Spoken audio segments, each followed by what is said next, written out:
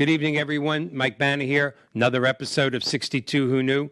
Tonight we bring back Mrs. Laura Banna, founder of Compassionate Education, for the topic of Alzheimer's and all types of dementia. When she was on several months ago, it was one of our most popular shows. This is a topic that touches all families. That's what we got for you tonight. Welcome to 62 Who Knew.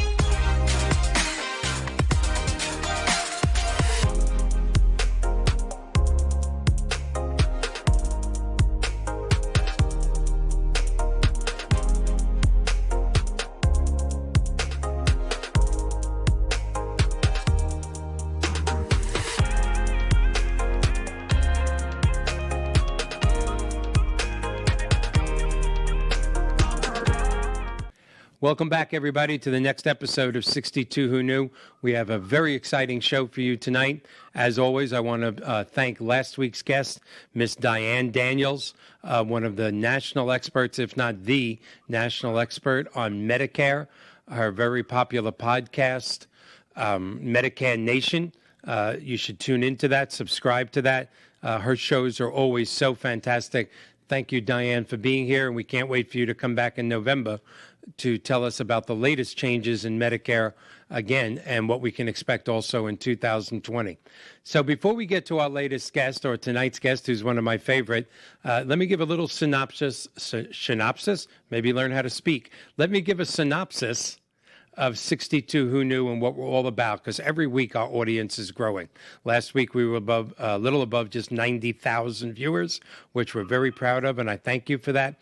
But what is 62 Who Knew? The premise of 62 Who Knew is, as we approach the age of 62, whether it be my generation, I'm a little over 61 years old, my father, his father before him, everyone as we approach this part of life starts to think about retirement. Hopefully you've been thinking about it longer than that, but that magic number of 62 is when it really sinks in. Should I take my Social Security? Should I defer till a later age? Do I need to keep working? Do I really need long-term care insurance? Do I still need my life insurance? When do I get Medicare supplemental insurance? The topics are just endless, and they've always been the same as you approach the age of 62. You're dealing with your mortality for the first time in your life. Every generation has faced the same challenges except for my generation, the baby boomer generation. We have one more challenge, or one more hurdle, if you would. And that hurdle is the double-edged sword of longer lifespans. Today in this country, if you make it to 65 years old, just make it to 65, you have a 50-50 chance of making it to 90. And when you think about it, that's amazing. But like many double-edged swords, it's a mixed blessing. Less than 1% of this great country has the financial wherewithal to make it from 65 to 90 in a high quality of life. Not just quality of life, but quality of health, mentally, emotionally, financially. So the whole premise of this show, 62 Who knew I was going to be around this long, is to bring on guests, experts in their field, about Social Security, Medicare supplemental policies, long-term care insurance, reverse mortgages, health. Again, the list is endless, and that's what we do every week. And obviously, this topic has touched people's hearts because we're on just a little more than a year, and again, up to 90,000 viewers per week, which we're very proud of. And tonight's guest is no exception. She was on with us just a few months ago. Ms. Laura Banna is an expert in not just Alzheimer's, but all types of dementia. She is the founder of Compassionate Education, travels the country nationally to talk about this terrible disease that is has no prejudice, no bias. Doesn't make a difference if you're rich or poor, what color you are, what religion you are. This is a terrifying disease, and there are ways to deal with it. And we welcome back Mrs. Laura Banner. Welcome back, Laura. Thanks a lot, Mike. Appreciate you having me again. You know, the first time you were on, we have the benefit of living forever on the internet, but your show probably was the first show ever that we topped 50,000 viewers. And even though we're way past that, it does prove without a doubt that your topic, your expertise that you've chosen to help people with is something that touches everybody. Because that was a big mark for us to go past 50,000. And I have a feeling that we're going to pass 100,000 with this episode that you're on right now. So tell us what's new. Everything okay in your life? I mean, everything is good. Yes. Everything is constantly in flux, but I guess that's what keeps it interesting. Absolutely. And for those of you wondering that didn't see Laura's first show, yes, both our last name is Banner, and we are related. And that's a disclosure. I'm related to her husband too, but I have more fun being related to her. So let's get right into this, because as we both know, the hour goes very quickly. Excuse me looking down, but my questions are right here. As this becomes more of a common thing and people discuss it more and more, and you're discussing it more over the country, I'd like you to tell us, are there any more problems, or what problems are really facing caretakers with this just terrible disease? Well, just to review what we talked about last time, at least Absolutely. I think I covered it last time. Not only do I have Compassionate Education, which is the venue that I use to go out and educate and counsel not only people as they're going through formal education in medicine, but also when I go out to the public. I'm doing a lot of education and addressing questions, concerns for people that don't get an opportunity to get in front of a provider. I also have a clinic practice where I'm seeing patients not only for general neurology, but also specializing in dementia care. And out of that grew the need for a support group. So I've been running an Alzheimer's Association approved, endorsed support group now almost 3 years. We just became approved through the Alzheimer's Association this year, which was huge for us. It really opened up a lot of resources. Mm-hmm. So I did that because what I found was that when I was seeing patients in the clinic, their family members would sit there and I could just see their discomfort. They wanted to ask questions. They didn't want to make their loved one feel uncomfortable. And at the same time, as a caregiver, there are unique needs to their role. So in the support group, we get to talk about a lot of things. Sometimes it's just an opportunity to just vent, say what they did that Yes. worked, what they did that didn't work, what they did that they feel guilty about, and kind of just a confessional, if you will. So what I'm seeing more and more of is that as we are getting better at diagnosing dementia, and people are coming out from the woodwork saying, hey, I'm thinking this forgetfulness is beyond normal aging. You find people who, regardless of what their profession is, whether they are a stay-at-home mom or they're out and they're in the work environment, they suddenly put on a new hat. And that's being the eyes and ears first line for detecting something that's abnormal with their loved one.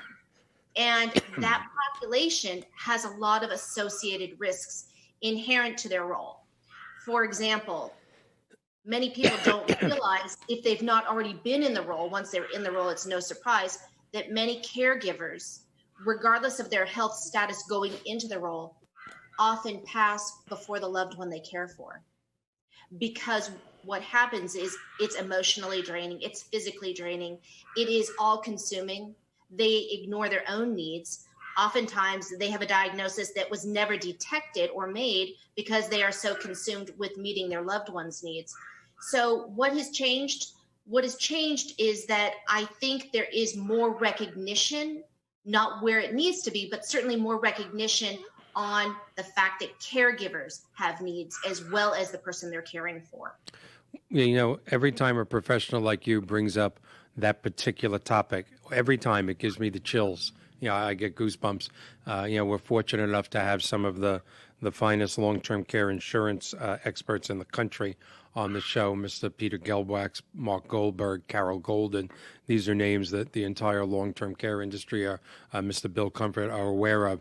And the first time that each of them brought up, and I never remember the statistic, that makes me a bad host, but when the caregiver literally predeceases the person they were giving the care to because of the stress involved. And I don't think there would be any disease, you know, more than dementia, that would be more stressful. It just gives me the chills to think that that's what you're starting. You're, you know, and it is usually the woman. It really is. It's usually the daughter or the wife that says, okay, I'll put my career or my life on hold and take care of mom or take care of dad or my husband. The stress of a caregiver is a staggering thing.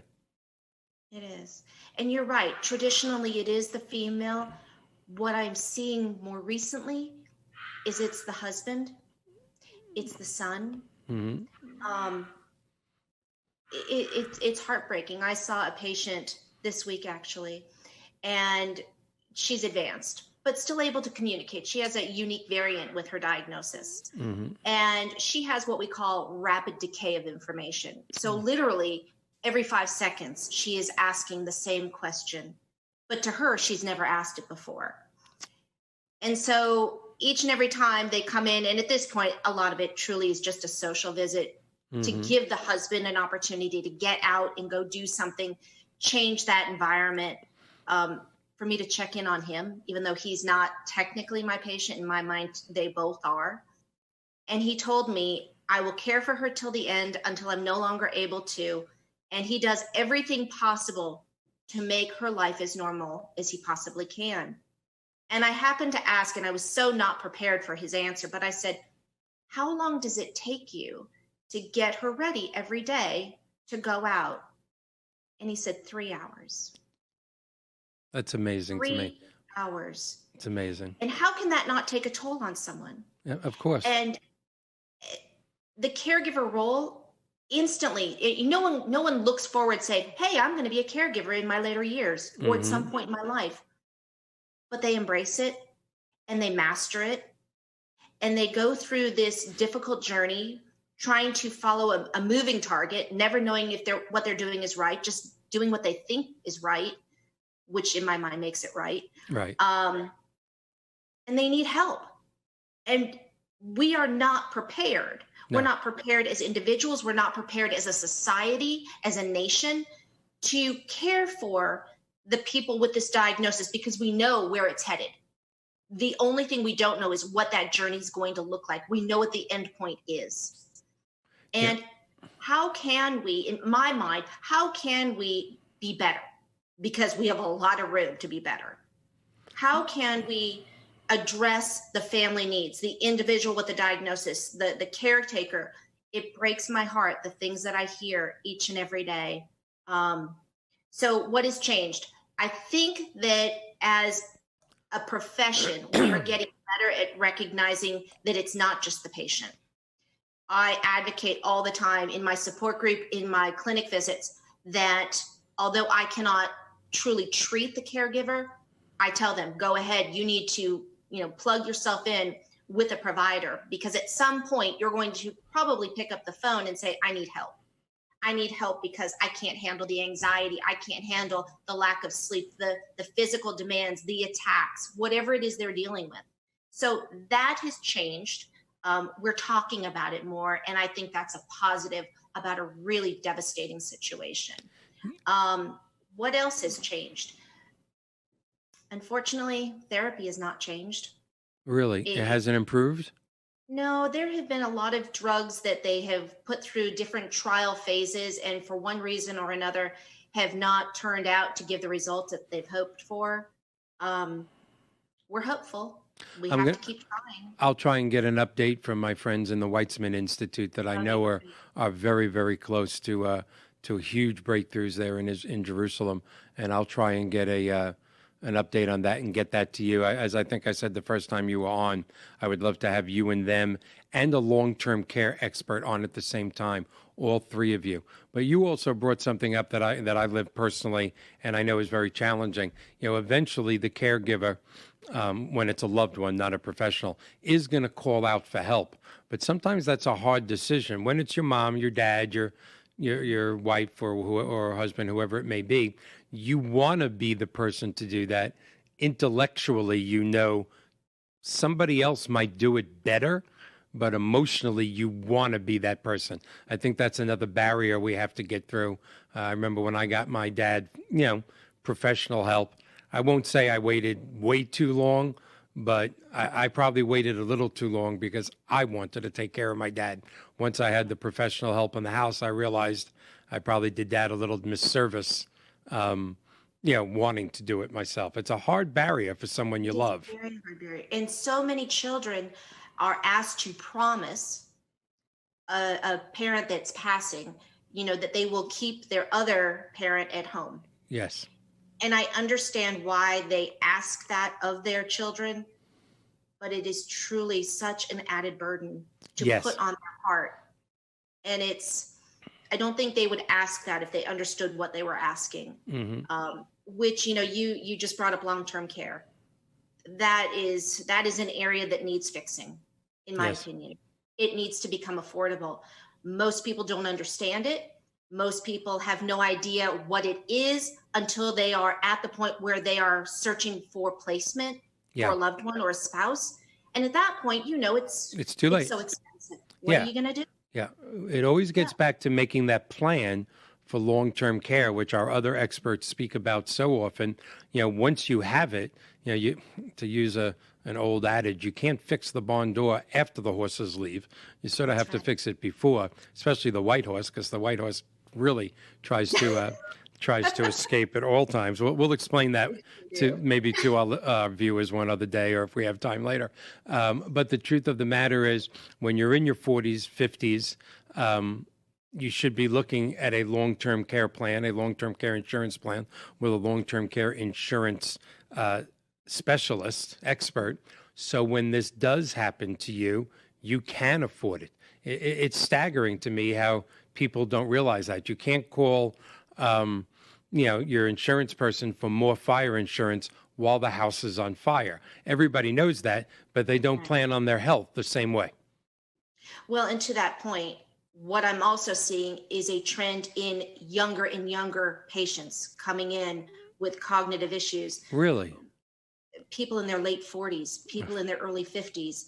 I'm not sure if I had mentioned it before, but it certainly bears repeating.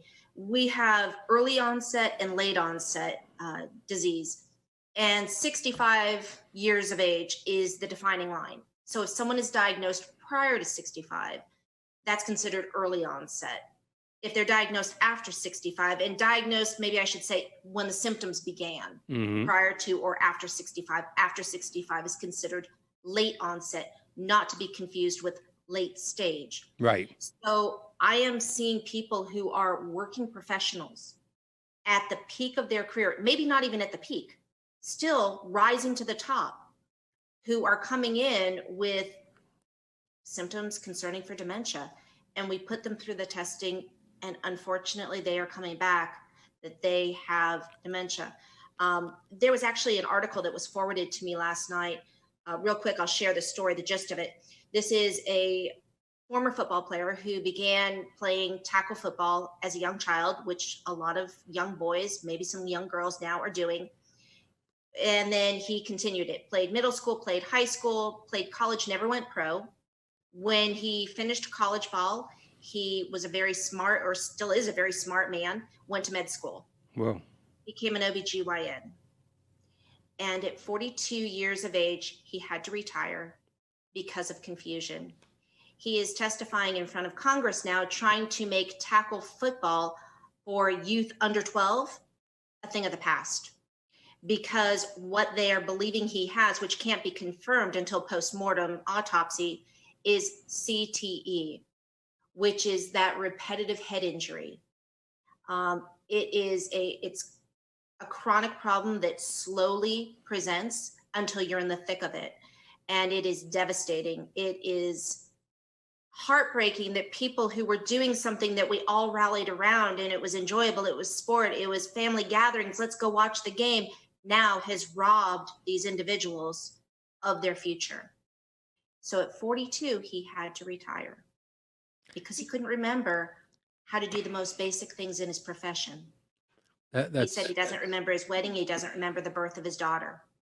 That's so should sad. alarm everyone. Yeah. Well, we don't want to get into this part of it because, you and I and Bob have had enough, personal conversations. The world has gone cuckoo. There's no way to get around it. Can you imagine? And I don't want to get into this too much. I want to get back to other trends and things that are happening in your industry. But can you imagine 1,000 years from now, people looking back going, there was a sport where the goal was to bang heads with each other. Right. And it took or to them knock each other out. Right. And it took them 100 years to figure out it causes brain damage. For a society that can leave the planet or do virtual reality or put a computer chip on the head of a pencil, we haven't figured out yet that our children banging heads with other children could have a bad effect on their adulthood. When I say that out loud, I almost think it's too stupid to say. No, we don't see what we don't want to see. Yes. Yeah, we can be a blind society. Yes. It's just, like I said, when you say it out loud, it's almost pure stupidity. Yes, I agree. So is there genetic testing? Because there is, I'm going to leave the studio and go right for it. You and I always fool around. And when I talk, again, for our audience, again, Laura is not here because she's my cousin. Laura's here, because she's a national expert on this and tours the country, speaking about it. But her husband, who is officially my first cousin, but more like a brother, we always laugh with each other that we'll get up and go to the refrigerator and get there and go, why did we come up here again? Or go to the kitchen to get something, come back, sit down, and go, this is not what I even wanted to go get. What am I doing with this? And we'll fool around and go, whoops, there's the early dementia, jumping in. And we smile, but I know in the back of my mind when I say that to one of my kids, I'm not really smiling. I'm thinking, wow, I got up to get an iced tea and I came back with an apple. How did that happen? Is there genetic testing for this? So there is. It will tell you if you're at risk. It will not tell you if, in fact, you are going to develop the disease. Mm-hmm. With the Ancestry.coms, the 23andMe, you can get the DNA testing. But again, what are you going to do with that information? It's not going to tell you that you will develop the disease. So what we know is that forgetfulness is a normal part of aging. Let's say you go ahead and you get that genetic testing and it shows that you have a predisposition for the development of Alzheimer's disease. Yeah, now what? Now you're 50, 55 years old, and you go to the refrigerator for that iced tea and you come back with the apple. Uh-oh, is that the beginning? What's Right. next? Am I going to forget my kids' names? Am I going to forget to pay my bills? Am I going to take the keys away so I can't drive any longer? And that anxiety only produces more forgetfulness. So to answer your question, yes, there is genetic testing, but it is not confirmatory that you will develop the disease. And I don't think at this point, my personal opinion, I don't think at this point that it is a wise decision to move forward with the testing. Because I think that if you know it's in your DNA, are you going to still live your best life? I hate that expression, but at this point, I think it really is appropriate. Or are you going to live in fear? And what happens if at some point, some insurance company gets a hold of that? I don't know. Could they deny you something? Maybe long-term care insurance? Could they jack up your premium? I just don't think it's a good idea. Not at this point. What I would much rather see is people make the assumption that we can all develop it, which we can, because it's in your DNA potentially, but it also can just be spontaneous. So how about if we change our lifestyle so that we can do what is within our control to reduce risk factors? Get up, get moving, be more physically active. If you want to have some alcohol, don't do it in excess. Look at things that Do not challenge your mind. So World Health Organization came out with recommendations in ways that you can reduce your risk factors for developing mild cognitive impairment, which often is the precursor to a dementia or a dementia. And we know that medication does not stop it. It manages it and hopefully slows it down. Mm-hmm. That was not listed on the top of their recommendations. It was physical activity, cognitive stimulation, and eating well. You don't have to be a fanatic, but look at what's happening right now. Look at the lifespan of a chicken. Okay, Yeah, so how can that be good for us? So they do say that organic foods are best. I think that is financially unfeasible for a lot of people. It's the truth. And again, is that just a label that's being put on all foods? And we're really not scrutinizing what truly deserves the title. I don't know, not my area. But I do know that if I'm eating a lot of red meat and a lot of fried foods, I'm getting a lot of inflammation, and inflammation is not good. If I'm eating a lot of sweets, which people who have memory impairment tend to crave, again, it's giving you a lot of brain inflammation, which impairs cognitive function. So maybe if I eat a well-balanced diet or a Mediterranean diet, which is even better, I'm putting good things in my body, which in turn will allow for optimal brain function. I'm getting up, getting moving, improving the blood flow in your brain. That is great. Getting good amount of sleep. You know, it's a misnomer that as we get older, we don't need to eat as much and we don't need to sleep as much. Yes, we do. More. I would think you need more rest. Right. We need to constantly be challenging our minds instead of retiring or thinking about retiring and really doing nothing new, learning nothing new, not creating any stimulation. How about if we go out and we challenge ourselves and positively stress our minds to strengthen those neural connections in the brain? It's called neuroplasticity. It's about strengthening the connections and keeping everything in the best operating function that it can possibly have, versus sitting on the couch, you know, going ahead and just using the remote and flipping the channels and really doing mindless activities. That's not good. Well, you know, that's fine. You know, I know what you're saying is true, but this disease and this type of risk management that you're talking about, unfortunately, is coming at a time where every survey and every study says our young people, and we're guilty of it too in my age bracket, but that young people today are spending so much more time in front of their computer or Xbox, and Yes. I'm guilty. It's not just the 400 stations that I like on my TV. It's everything from, you know, CBS All Access to everything Right. that you can imagine that does keep us, you know, not stimulated. Well, I can't say not stimulated because you're laughing or you're this, but certainly not challenged. It you know, it's mental pablum. They call it a smartphone. Yeah. And, you know, I laugh all the time and I say, absolutely, because without it, I wouldn't be smart. But the reality is, it is robbing us of the need to remember. That's We know exactly how to right. access information, but not remember information. I can tell you my phone number. I can tell you my husband's phone number. I can tell you my kids' phone numbers. I can tell you my childhood address, my childhood phone number. I can't tell you my best friend's phone number. I can just tell you, you know, to push the name on my contact list. Exactly. I'm worse. And- Yeah, I'm worse than that. I can tell you my addresses and everything and phone numbers from when I was little, but even my kids, I don't know their phone numbers. I just hit speed dial. How about spelling? Oh, spelling is What has ridiculous. happened to that skill? No. We don't remember how to spell because we have spell check, Yeah. right? Or even have a nice writing. I used to have a nice signature, you know, or Yeah. anything. Now when I have to write a letter and I don't want to, you know, use my computer, I want to do the personal touch. It looks like I'm in, you know, first grade. It's ridiculous. Yeah, so I think that it's not just one cause, but it is where society is moving. We are overstimulated. We're not taking time to take care of ourselves. We are not engaging in our environment. We're engaging in this little device that's in our hand, and we panic if we don't have good reception. We panic if the Oh, yeah. battery is low. Oh, that's so We true. always have it. I'm guilty of it. If I get in the car, in fact, the other day, someone hijacked my cell number. So I actually had to drive 35 minutes from home or from work to home. Something I used to do all the time without a cell phone. Right. And I thought, what if I get a flat tire? What if I need to make a phone call? What if? I thought, this is ridiculous. It is really amazing.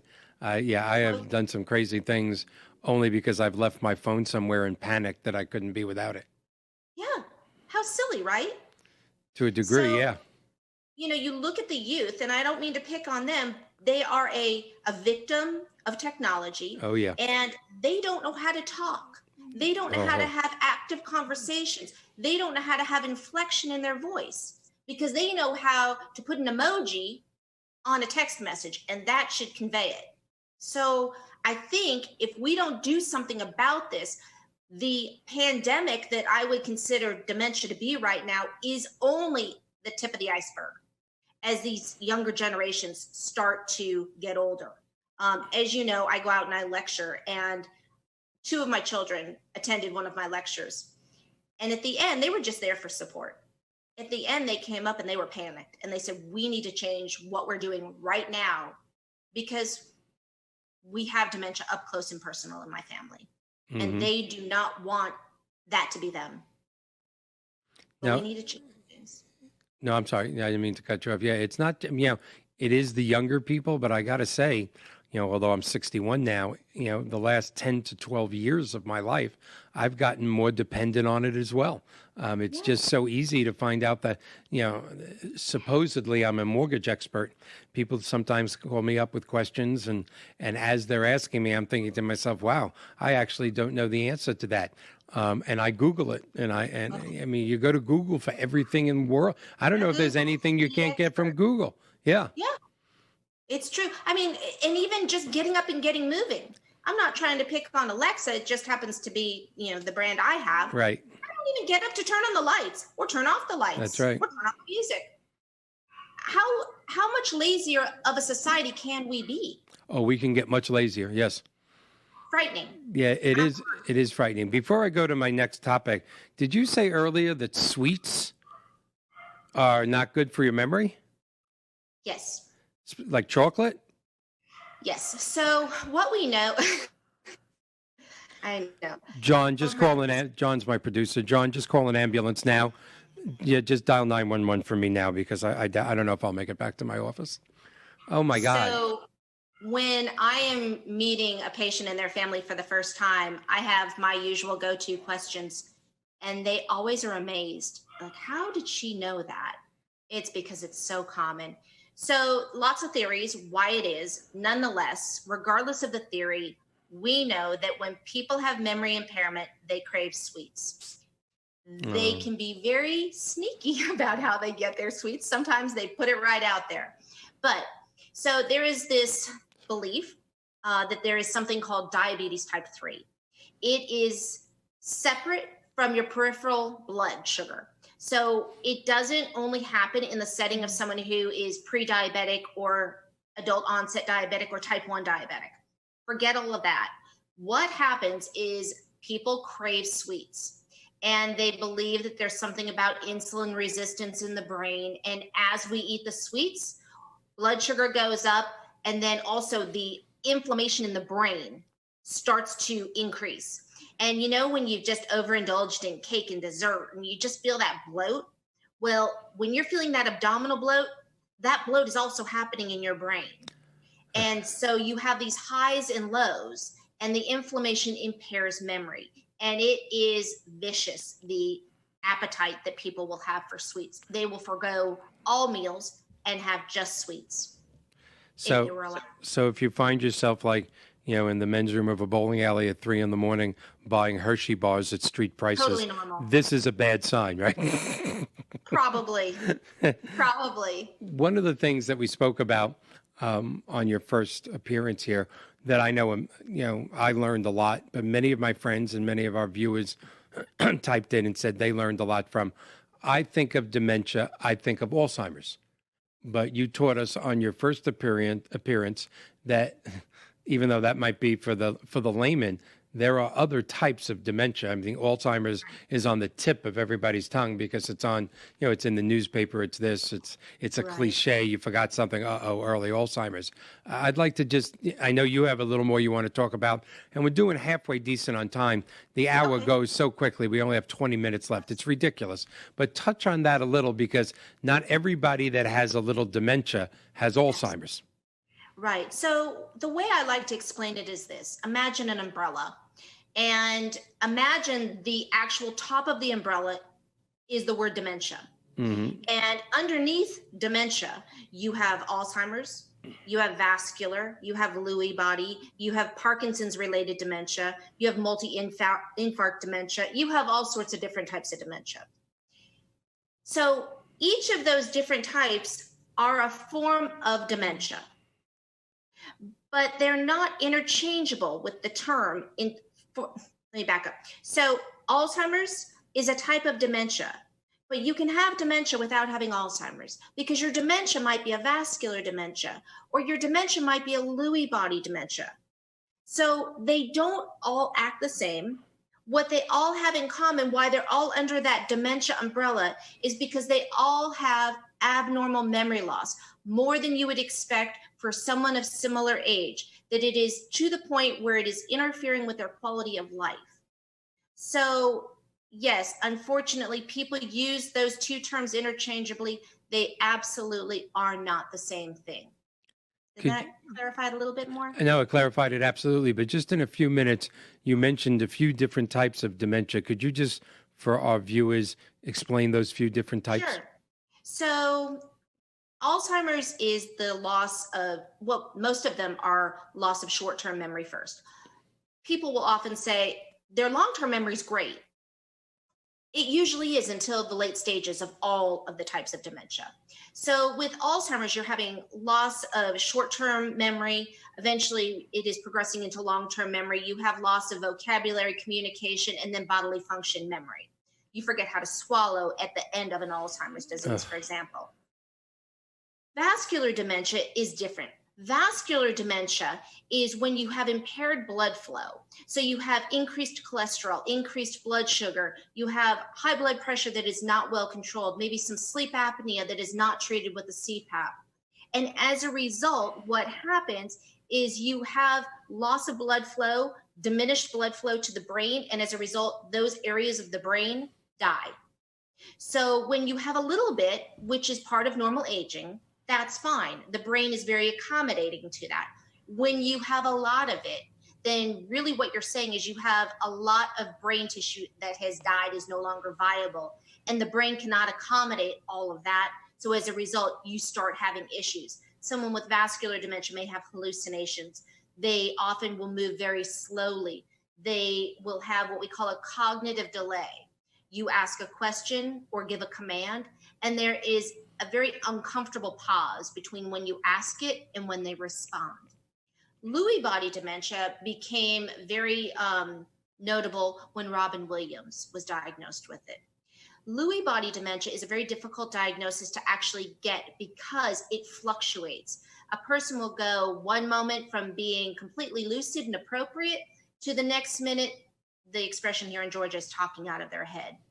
And the family becomes very confused because as they think that there is some type of an onset of dementia going on, then they'll have a normal conversation. And so the family really questions themselves. And of course, as always, when they come to the clinic for evaluation, there is a tendency for people to perform at their best level. And so oftentimes they will be completely appropriate in the clinic setting. They walk out the door and they're talking out of their head again. That diagnosis is marked by hallucinations as well as these fluctuations in cognition.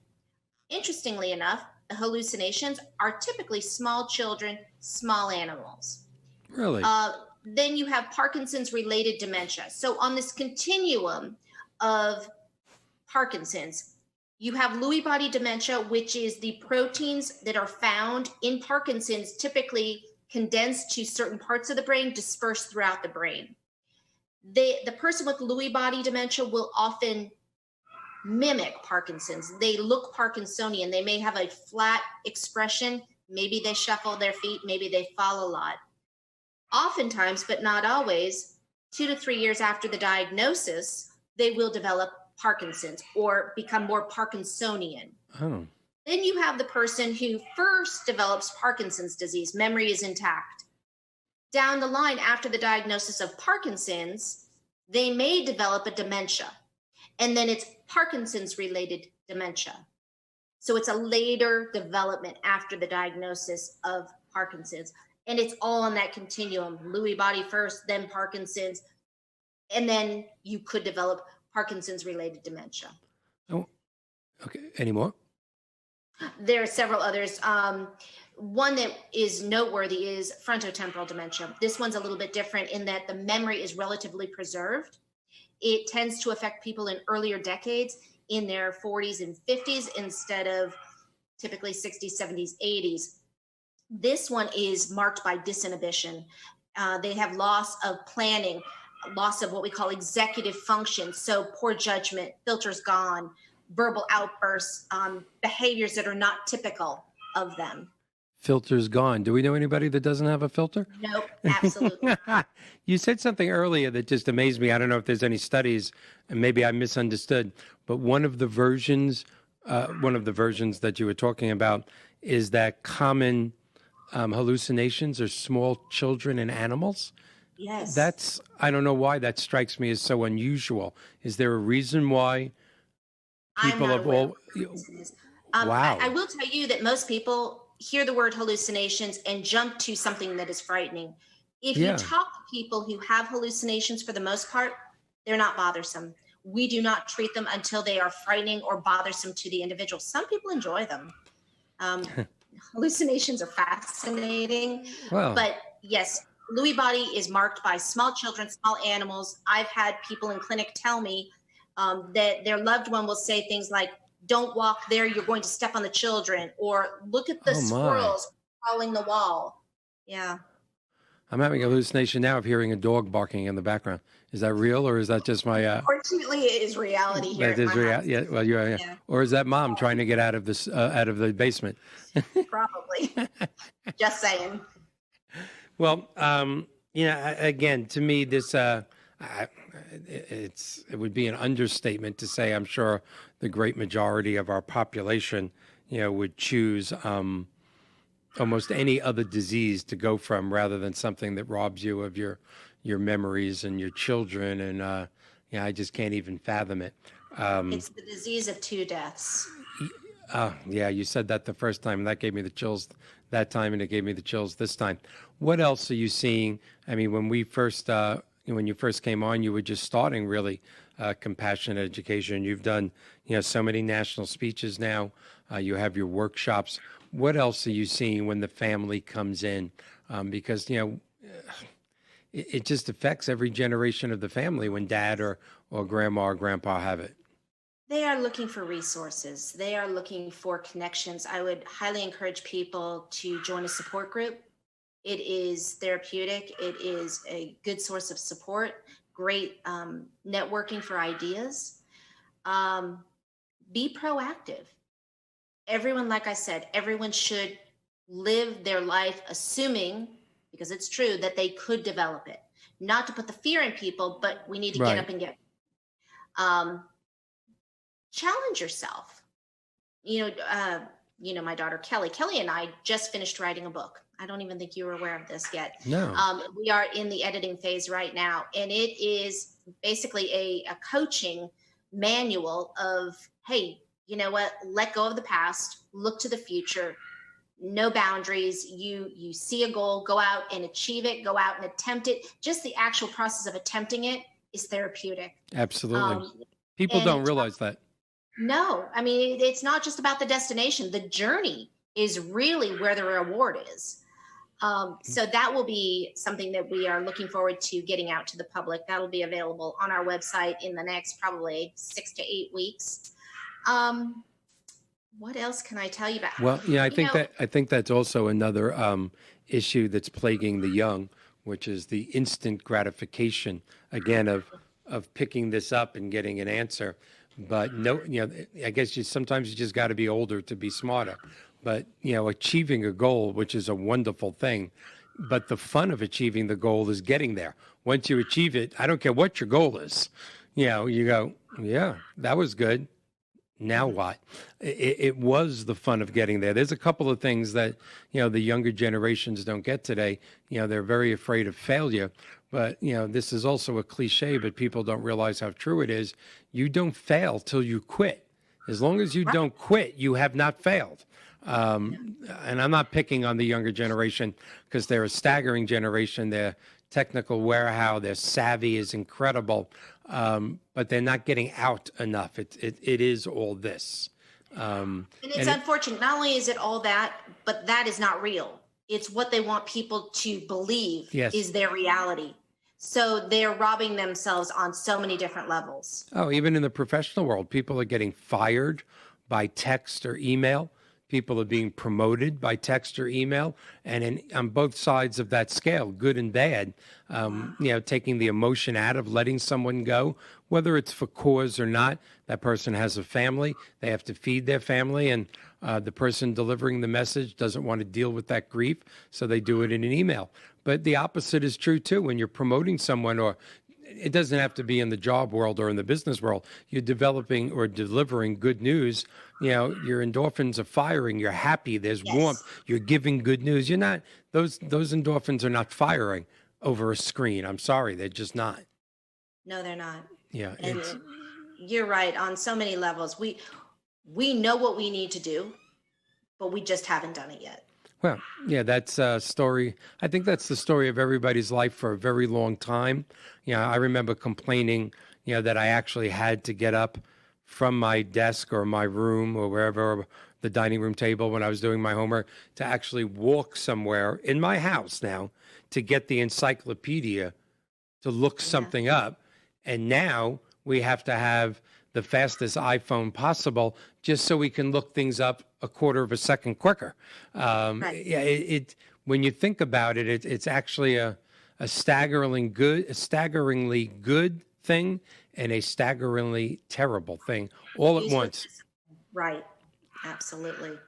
So your workshops, are they local right there for you in Georgia? Right now they are. We're hoping eventually, I'm working on a couple of different programs that can be mass produced and sent out remotely. And I'm always available by contact through the phone or the internet to do consulting, as well as going out. And like I said, I love lecturing. This is actually something that probably you're unaware of. I don't think Bob has shared with you. So I'm trying to take my own advice, and I'm going back to school. Oh, my God. Yeah, I saw the jaw drop there. Yeah, and what are you going to be when you grow up? Well, I want to stay in the field. I want to challenge myself. I want to keep that stimulation going, and I want to bring more value to the people that I am trying to inform. So I'm actually going back for my PhD. That is fantastic. Congratulations. Thanks. And have we put the website up? I'm looking into my camera. I'm not looking at the screen. Let's get the website up. It is www.compassionateeducation.com. Have you ever thought of doing any, webinar sessions? Or do you think it would, because I think people all over the country might want to tune in and bring you up on the screen and have a workshop, or do you think it loses something by you not being there personally? But I mean, a live, not a pre-recorded, but a live workshop in Florida, in California, right there from your office in Georgia. Have you ever thought of doing something like that? I have thought about it. I haven't done it yet. I'm actually somewhere in between that and a podcast. Both are kind of up in the air right now for me, trying to weigh the pros of each and see which one would meet the needs the most for me. But yes, there is for me, and I know you love public speaking as well. There is nothing like being in front of the live audience. I actually just did a keynote speech for a nursing summit that was videoed and then went live this week and was able to reach 6,000 viewers. So it'll be interesting to see the feedback that comes from that, because these are people in the field. What is it that they think they could benefit from most? But absolutely, any of the viewers for 62 Who Knew, please reach out to me through my website, compassionateeducation.com. You can also follow me on Instagram. I post several times a week, and that is compassionate_education. And just trying to provide tidbits of information. And I always respond, usually within an hour. If I'm in clinic, it may be a couple of hours, but I try to stay on top of both of them. On the website, I am constantly updating articles, information. There's a lot of FAQ information there. The information is available. You just need to know how to find it. So please feel free to check my site. Hopefully it will direct you to other sites that you can get more information. Or like I said, I'm always available. If someone wants to reach out, has a question, I'm happy to help.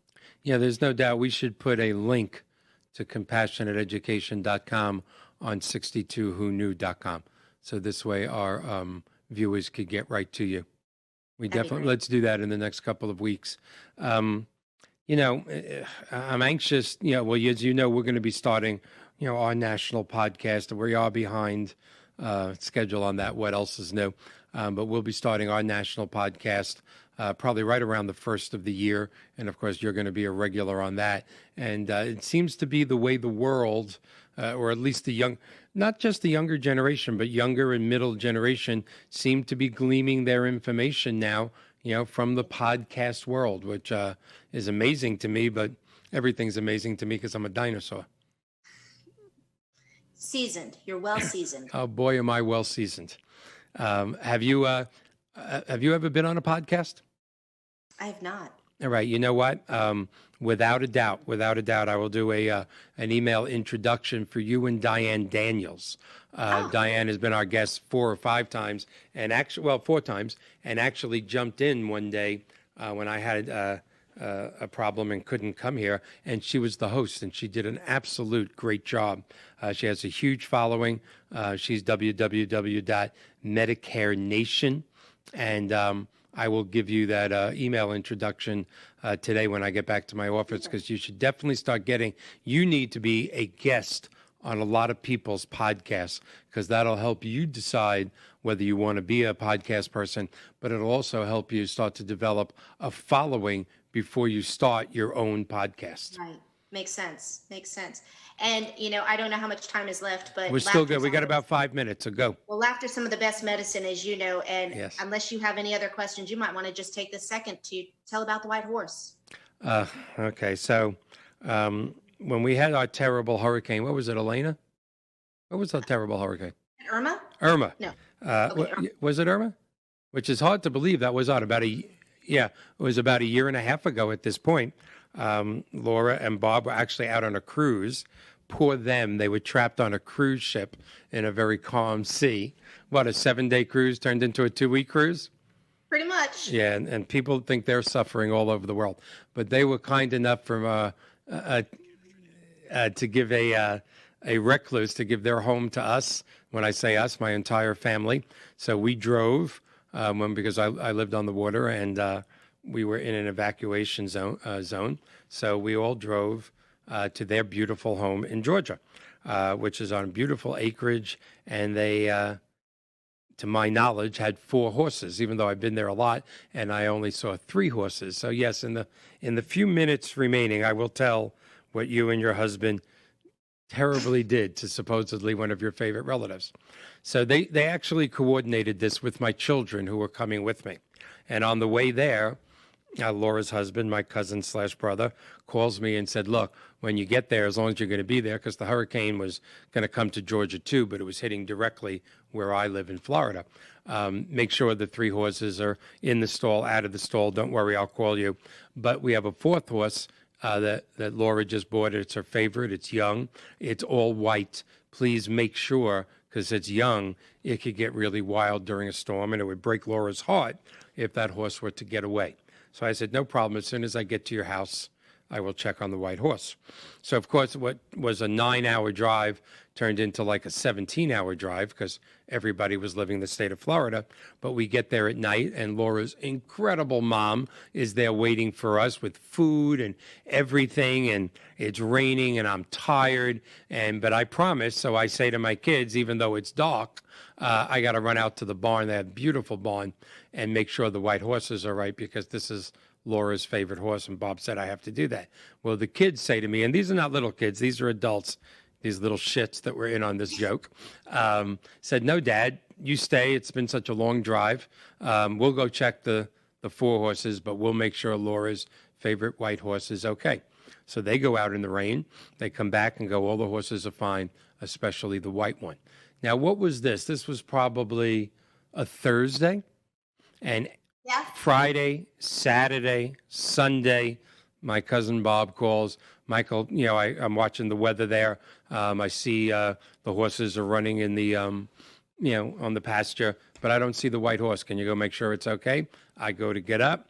One of my kids goes, no, sit, Dad. They have such a beautiful home. I'm sitting in front of a fireplace. I'm watching this 75-inch, 4D TV. I go, okay, you go check it. This happens day after day. Finally, they come back from their cruise. They land in Fort Lauderdale. They're now just hours away from here, from their home. And Bob says, look, we're going to be there in a few hours.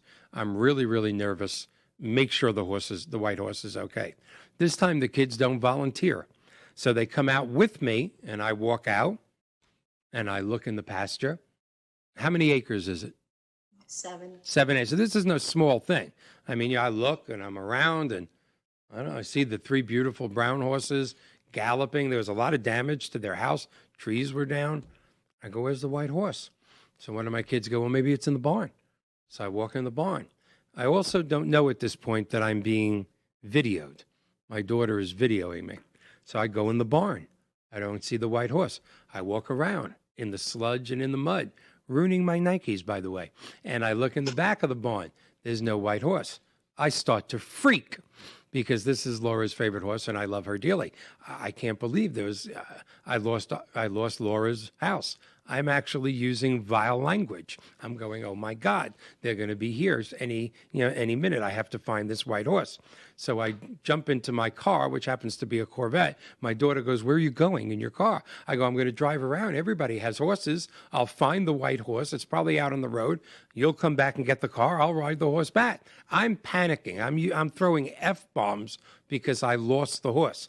Well, I get so aggravated that one of the kids says to me, Dad. I go, what? There is no white horse. I go, well, that's the effing problem. There's no white horse. I got to go get it. They go, no, there never was a white horse. Bob and Laura created this before we got here to fool you. There's only 7 seconds left, but my loving cousin brother put that video on Facebook, which is why I love him. No, we're out of time. I can't believe the story took so... What? How was the journey of the horse? Yeah, the journey, it was great. We're out of time. Thank you so much, Laura. Love you, and I'll talk to you next week. Love you. Bye-bye.